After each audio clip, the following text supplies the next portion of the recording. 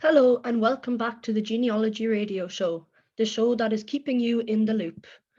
Our show is broadcast out from Radio Corca Bashkin in the beautiful Kilkee, and today we will be talking to you about the Tithe Applotments and Griffiths Valuation and the transition from one to the other. We really hope you enjoy our show today. I'm going to start off by asking Jack to give us an intro and a recap of the Tithe Applotments and Griffiths Valuation. Thanks, Eve. Okay, so the Tithe Applotment books and Griffith's Valuation are very important 19th century land surveys in Ireland, with Griffith's Valuation being arguably a little bit more valuable than the Tithe Applotment books, but both are very valuable, especially to genealogists, because both are considered census replacements. Now, census replacements are documents that can give similar enough information as census, but they're not census. And what they're really important for is giving information during times when there aren't censuses, or they're giving different information for it. And it's just very valuable for genealogists or those interested in their family history. Typically, they don't hold as much information as the 1901 or 1911 censuses, and they typically are used to identify the home's head of household. So into a little bit, the Tithe Applotment books were records that were to measure the amount of tithes or those who owed it. So tithes were people who pay taxes to the Church of Ireland or the Irish government were recorded from 1823 until 1864. So that's during the time with the Tithe Applotment books. And those taxes are tithes. The index on this record, the index of surnames of householders, so on this record, there would be lists of people of various faiths who paid taxes to the Church of Ireland. And so the Griffiths Valuation was a record that was commissioned in which they would value the lands that was owned. And it's just a really important document because it really, there's maps, and it just in general gives a description of what it's just a valuable record because it is a census replacement. I'll pass it on to where they'll talk about the townlands. Thanks, Jack. We're going to move on now, and I'm going to ask Sarah, can you explain to us what exactly the townlands are and why they are important in relation to genealogy? Yeah, of course I can. So townland areas often appear to vary from the Tithe Applotment books period to Griffith's Valuation period. Now, this can generally be explained by the fact that very poor quality land was not taxable and therefore was not included in the earlier survey, the Tithe Applotment books. And this compares to the Griffith's Valuation, where all land was included.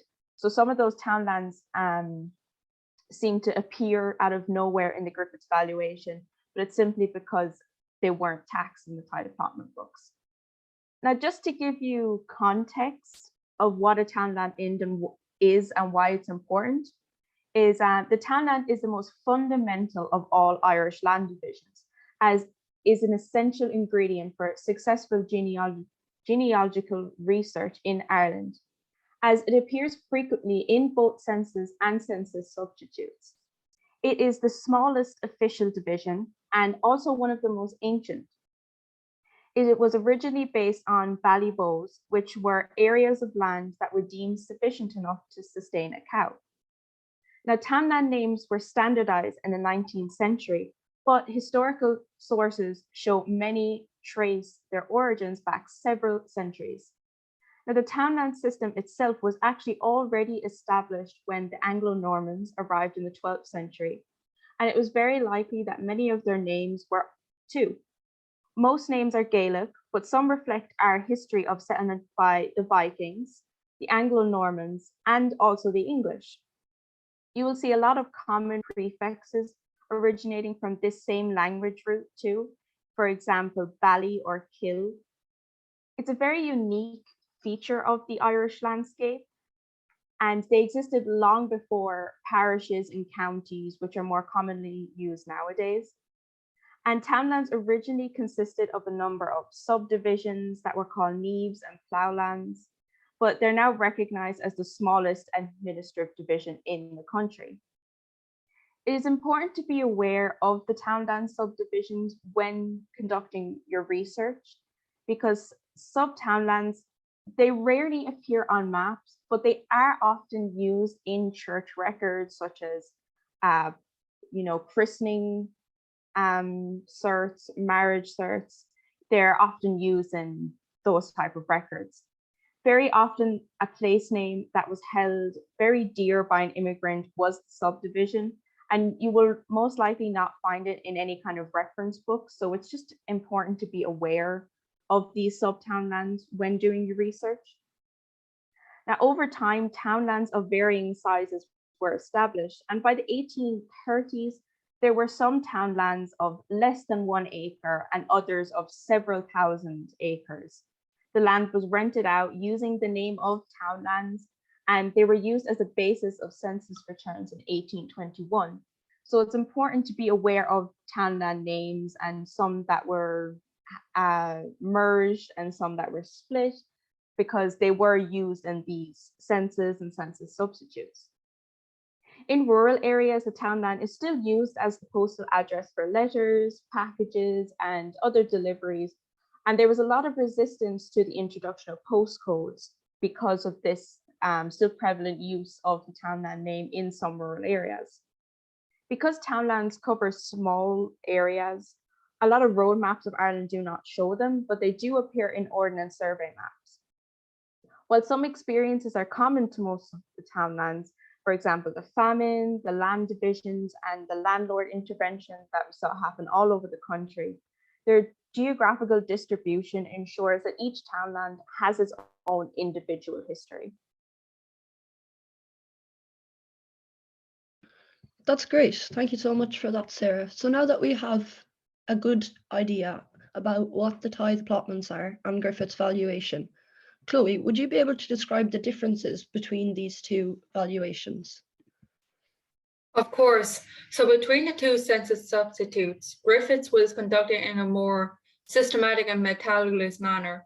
It recorded every property owner that was in Ireland during this period, from the smallest mud huts to the most elaborate Georgian palaces built for the landlords. Multiple occupancy tenements in metropolitan areas settings, however, mostly found in the slum areas, such as in cities such as Dublin and Galway and Cork, were excluded from Griffiths. The tithe books are an outcome of an effort to survey agricultural land parish by parish across Ireland to determine the amount of tithe to be paid to the local Church of Ireland clergy on agricultural production. Because the Church of Ireland was the state church, everyone was required to pay the tithe, not just members of the Church of Ireland. Many people refused to pay as a result of this, which led to a lot of controversy. In the late 1820s and 1830s, a tithe war occurred, mostly in Munster and south of Leinster. The books, which are far from thorough because they only examine agricultural productivity and leave out the urban areas. However, the vast majority of the populace did live in the rural areas at the time, and the books document the poorest who were burdened with the highest tithes by the church. Griffith's valuation was far more thorough than the tithe allotments. It was an attempt to value all built-in agricultural property in Ireland so that a property tax could be levied. The standardization of the English place names through the mapping of the Ordnance Survey and the formation of a network of local assessments teams to carry out the survey were all part of the process building up to it. Between 1847 and 1864, results from Griffith's valuation showed that Munster was the most populous Irish province, while Ulster was the least populous. That's great. Now that we have some context on that, Chloe, could you tell us about the significant events that occurred in the years between the Tithe Applotments and Griffith's Valuation? Of course, there's a bit of a gap between the end of the Tithe Applotments, which ended in 1837, and the beginning of the Griffith Valuation, which was in 1848. Starting from right after the end of Griffith's Valuation, a cold summer in August 1837, there was failure of the potato crop, which was a major staple food for people in Ireland at this time. So this failure would eventually worsen over the years until 1845, where on the 9th of September 1845, the potato blight will strike our potato crops, which began the Great Famine here in Ireland, which lasted until 1851. Now, if you go back to before the famine, and actually in 1839, if some of you remember our Little Women's radio show a few weeks ago, we did talk a bit about Little Christmas and the Feast of the Epiphany. In 1839, and became a big storm hit Ireland at this time, which killed hundreds and left thousands homeless. Well-built buildings here actually suffered structural damages, including brand new factories and military barracks. This became known as the Night of the Big Wind, and actually became integrated with folk Irish tradition, as the Irish began to believe that this became known as Judgment Day, which would occur on the Feast of the Epiphany, and that such a severe storm led many to believe that it would bring the end of the world. In 1841, the Irish Census was conducted for the 1840s period, which was the first thorough census to be completed, and the population of Ireland was calculated to be under 8.2 million. Of course, we know this will decline due to the famine, which would lead many dead and a lot more to emigrate outside of Ireland to the UK, to the Americas, and even to the rest of Europe. In 1841, on November 1st, a few months after the census was conducted, Daniel O'Connell, who became a major Irish figure for the fight for Irish independence, was elected to become the first Roman Catholic Lord Mayor of Dublin in centuries, due to the fact that for a while the English government believed that Irish Catholics could not hold such a high position in political power, to the point they had to write in their penal laws that Irish Catholics are not allowed to hold any position in political power.